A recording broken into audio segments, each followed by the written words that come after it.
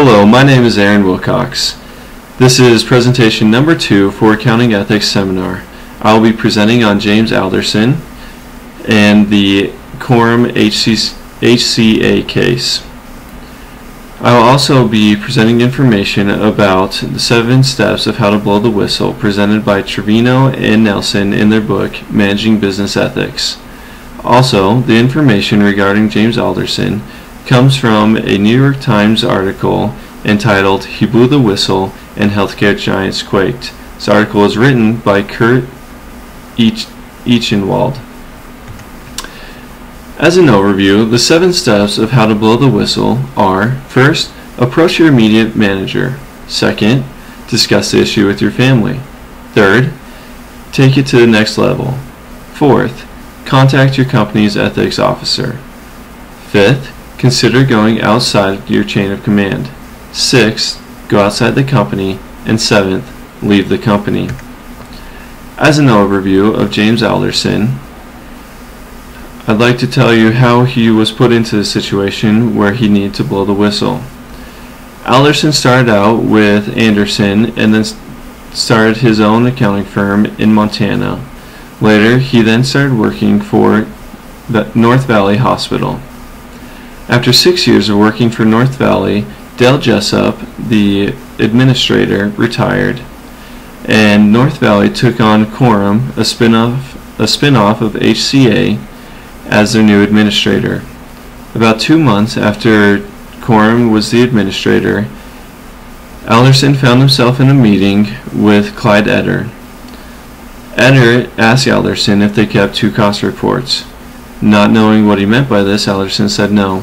Eder then explained that they would like them to keep 1 report of actual numbers and a second that they sent to the government to receive higher reimbursement. Alderson then responded that he was not willing to keep 2 cost reports for Quorum. Shortly thereafter, Eder informed Alderson that he was fired.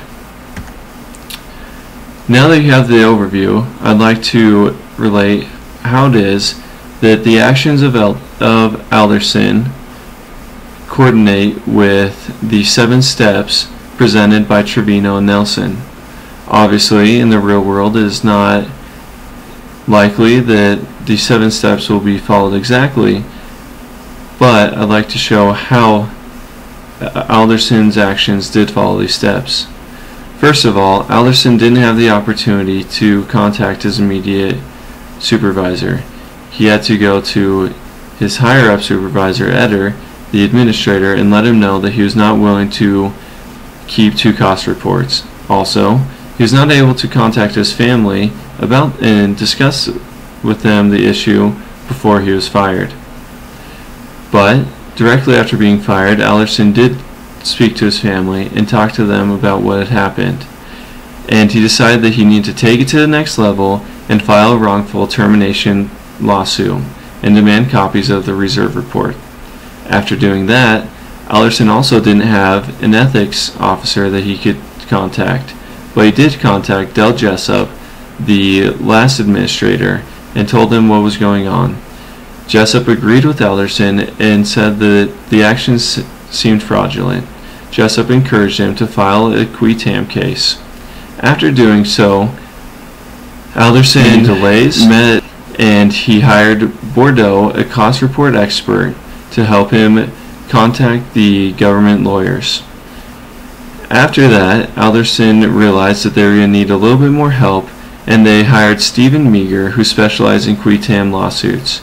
Meager was able to help them get in contact with FBI agents and begin an investigation. After this help, the government decided to take on the case, and finally, after 5 years, the government took on the case and filed suit against HCA. In conclusion, there are many consequences that Alderson faced. First of all, he lost his job.